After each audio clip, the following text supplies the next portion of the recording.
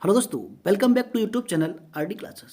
सभी शिक्षकगणों को एक बार फिर से जो आपका ध्यानाकर्षण मॉड्यूल है उसके प्रश्नोत्तरी पर आकर्षित करते हैं।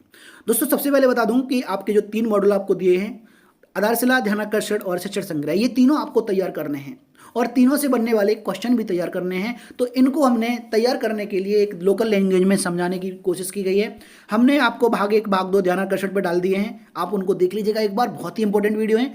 देखने के लिए आपको क्या करना है, जो हमारा चैनल है इसकी प्लेलिस्ट में जाएंगे और प्लेलिस्ट में आप देखेंगे एक प्लेलिस्ट मिलेगी जिसका नाम है बेसिक शिक्षा विभाग। और बेसिक शिक्षा विभाग के अंदर जब आप खोलेंगे तो आपके विभाग से संबंधित सारी अच्छी अच्छी वीडियो आपको मिल जाएंगी, तो आपको कहीं जाने की जरूरत नहीं पड़ेगी। दोस्तों, यहाँ पर हमने आपका जो ध्यानाकर्षण मॉड्यूल है उसको भाग 1 भाग 2 डाल दिया है। लर्निंग आउटकम से संबंधित यानी ध्यानाकर्षण पे जो मॉड्यूल है प्रश्नोत्तरी है उससे संबंधित 2 वीडियो डाल चुका हूं, भाग 1 भाग 2। आज भाग 3 आपके सामने डिस्कस करने जा रहा हूं और इसी तरह से अगला भाग 3 हमारा मॉड्यूल पर आधारित होगा, तो उसको देखना ना भूलें। चलिए, तो अगर वीडियो पसंद आया करे तो लाइक शेयर जरूर कर दीजिएगा। अब बात करते हैं आज के सेशन की। तो पहला क्वेश्चन आप देख रहे होंगे स्क्रीन पर, लर्निंग गैप पता लगाने का सही समय क्या है। तो देखिए, लर्निंग गैप क्या होता है कि बच्चे ने अब तक कितना सीखा और उसे कितना सीखना चाहिए था, तो कितनी जो कमी रह गई उसमें सीखने की, उसको हम कहते हैं लर्निंग गैप। और लर्निंग गैप जानने के लिए आपको सबसे पहले जब आपकी क्लास आरंभ होती है, सत्र जो आपका पढ़ाई का सेशन होता है, जो आरंभ होता है, तभी आपको जानना बहुत जरूरी है। बच्चे ने, जैसे कि बच्चे ने क्लास 3 में एडमिशन लिया, तो क्या क्लास 1 क्लास 2 की जो दक्षताएं हैं उसने प्राप्त कर ली, और नहीं तो कितनी कम है, इसको कहते हैं लर्निंग गैप। और सत्रारंभ में कैसे करेंगे, आपने सुना होगा एक पत्र होता है जिसको बोलते हैं आकलन प्रपत्र।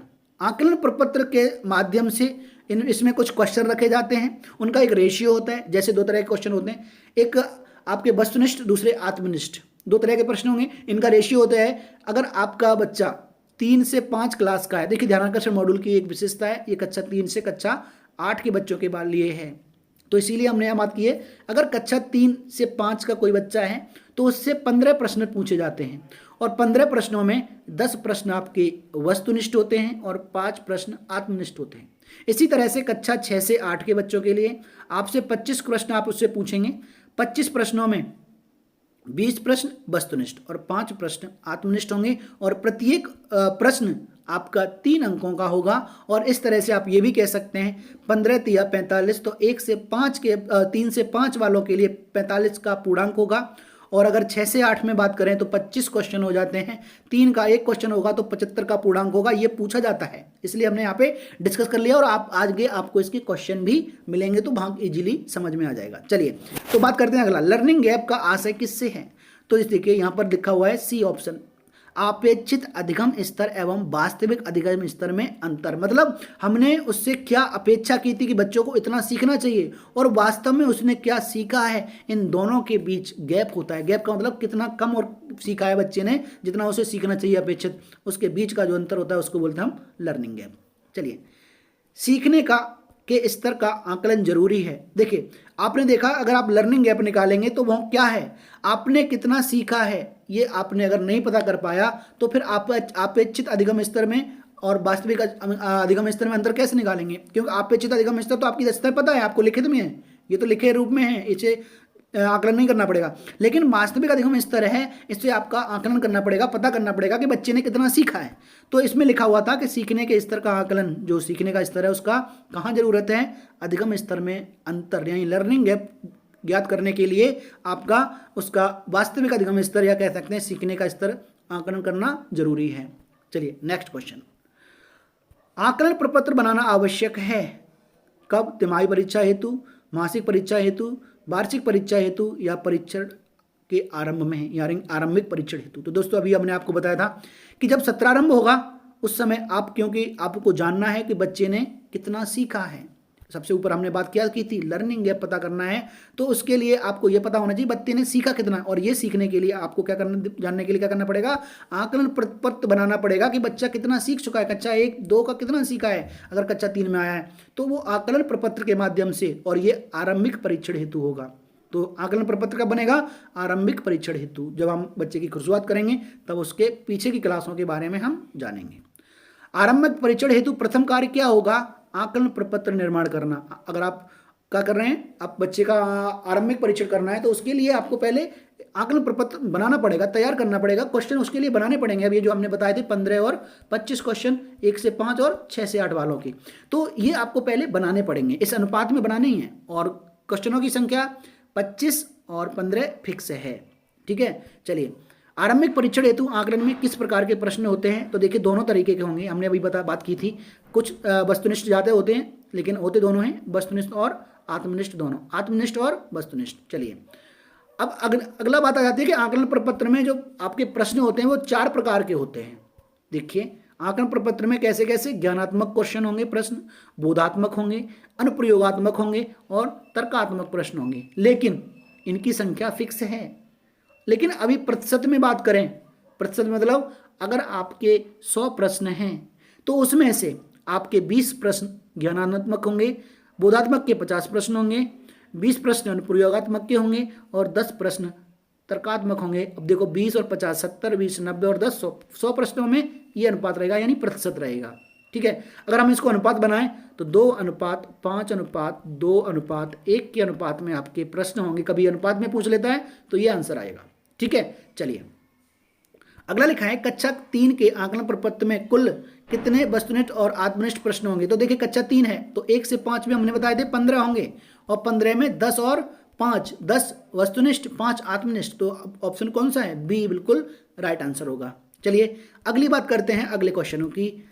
अगर दोस्तों वीडियो पसंद आए तो प्लीज़ लाइक शेयर जरूर कर देना, और अगर आपको ये PDF चाहिए तो इस वीडियो की कमेंट में हमने एक लिंक दिया है, उसके आप ग्रुप ज्वाइन कर लें, वहाँ आपके साथी सभी शिक्षक लोग जुड़े हुए हैं, बेसिक शिक्षा से विभाग से संबंधित आपका ग्रुप है। चलिए, तो अगला है आरंभिक परीक्षण के पूर्व विषयवार परीक्षण प्रपत्र में कक्षा 6 से 8 के बच्चों के आकलन के लिए कुल कितने वस्तुनिष्ठ और आत्मनिष्ठ प्रश्न होंगे। अभी हमने 3 की बात की थी, अब 6 से 8 आ गया, तो 6 से 8 में कुल 25 होंगे, उनमें से 20 और 5 का रेशियो होता है, बताया था।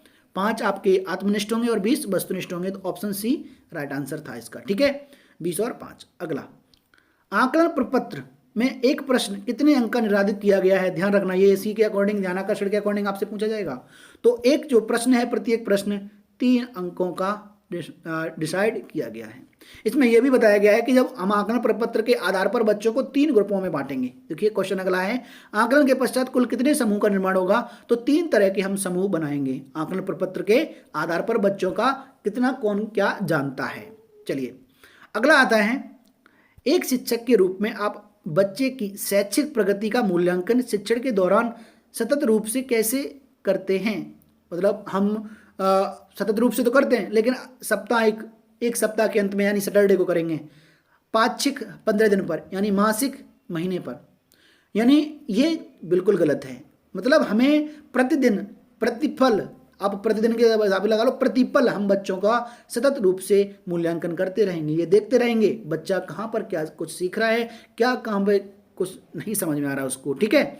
चलिए, अगला क्वेश्चन है, आधारभूत आकलन के पश्चात एक शिक्षक को छात्रों के साथ कार्य करने के पूर्व क्या जानना तथा करना अत्यंत आवश्यक है। मतलब आकलन के पश्चात एक शिक्षक के, देखिए आधारभूत आकलन के पश्चात जब आपने आकलन कर लिया है और शिक्षक को छात्रों के साथ क्या करना बहुत जरूरी है। अधिगम स्तर की सूची बिल्कुल तैयार करना जरूरी है। समूह निर्धारण बताया था अभी आकलन प्रपत्र में। समय सारणी, किस तरह से क्या पढ़ाना है, जिसको हम बोलते हैं टीचिंग प्लान, ठीक है। तो टीचिंग प्लान के अंतर्गत हम ये देखते हैं कि कौन सा टॉपिक पढ़ाना है, कैसे पढ़ाना है, क्या पढ़ाना है, और इसी को लेके कब पढ़ाना है, ये समय सारणी डिसाइड करती है। तो समझ गए होंगे, तो उपरोक्त सभी। अगला है, आकलन प्रपत्र का महत्वपूर्ण पक्ष क्या है। आकलन का महत्वपूर्ण पक्ष क्या है, जो हम आकलन करते हैं बच्चे ने क्या सीख रहा है, कितना सीख रहा है। तो ये है शिक्षण विधि में बदलाव और सुधार की संभावना। यहाँ पर हमें उसका आकलन करने से ये पता चल जाता है कि बच्चा ये चीज़ नहीं सीख पा रहा है और क्यों नहीं सीख पा रहा है। तो हम अपनी शिक्षण विधि वगैरह में या अपने तरीके में या बच्चे को और किसी तरीके से कोशिश करेंगे वो सीख जाए। तो आकलन यही बताता है कि बच्चे को कहाँ क्यों समझ में नहीं आया, उसमें हम सुधार करें अपनी शिक्षण पद्धति में। चलिए, अगला क्वेश्चन है, आकलन के दौरान तेजी से सीखने वाले छात्रों के लिए कौन सी प्रक्रिया अपनानी चाहिए। संवर्धन क्रिया, ध्यानाकर्षण तकनीकी, आकलन के तरीके में बदलाव या अभ्यास। तो इसका जो राइट आंसर है वो हमें क्या करना चाहिए, संवर्धन की क्रिया अपनानी चाहिए। अगला है आरंभिक आकलन प्रपत्र, जो हमने अभी बताया था, आकलन प्रपत्र में शामिल विषय के किस कक्षा स्तर में दक्षताओं को समाहित करेंगे? जिस कक्षा में बच्चा है उसकी नहीं, क्योंकि हमने क्या बताया, पूर्व की सभी कक्षा नहीं है, ठीक पीछे की कक्षा से नहीं, ठीक पीछे की नहीं, वर्तमान कक्षा से पीछे से सभी कक्षाओं से, मतलब क्लास 3 में पढ़ रहा है तो पीछे की सभी कक्षाएं, 1 और 2, 4 में पढ़ रहा है तो 1 2 3 तक की, और अगर 5 में एडमिशन है तो 1 2 3 4 तक का। ठीक है, समझ में आ गया होगा। अगर वीडियो समझ में आए तो प्लीज़ लाइक शेयर कर देना। चलिए तो अब मिलेंगे आपके साथ नेक्स्ट।